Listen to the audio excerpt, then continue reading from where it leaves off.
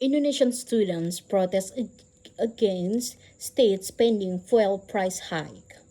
Hundreds of students took to the streets of Indonesian capital on Friday to protest government policies they said could bankrupt the country. The students were demanding President Prabowo Subianto stop what they call wasteful state spending and scrap his flagship free meals program, which has been dogged by mass poisonings and allegations of corruption. They were also protesting the government's decision to raise fuel prices, which will hurt the middle class. Friday's protest comes amid rising public anger, which has simmered for months over perceived mismanagement of the country. The local currency, the rupiah, has also recently slid to fresh lows. Fuel prices are going up and our lives are getting harder. University student Zaki was hard shouting at police officers. Why are you afraid of student voices? The state demonstrations are guaranteed by the constitutions. That's not happening today, he continued.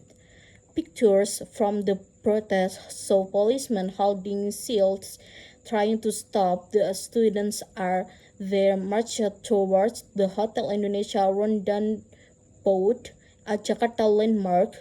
Video from BBC Indonesian shows people then trying to push and kick their way through the police barricade.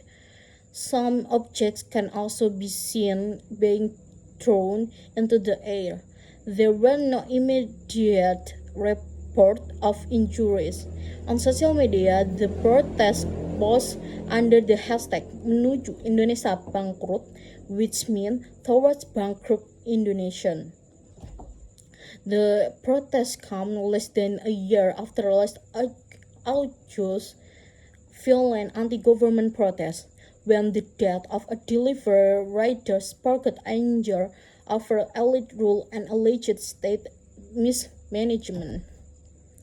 Early this week, state-run Purnama raised prices of two widely used types of fuel, known as Pertamax, by more than 13%. Indonesia has largely kept fuel prices steady, but Prabowo program like free meals has put pressure on the budget.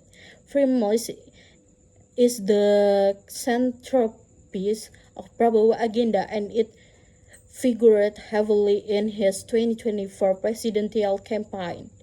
But university student Rina said it had been unclear from the start. There have been incidents like mass food poisoning and no corruption. The public has been calling for it to stop, but those demands have been ignored, she said.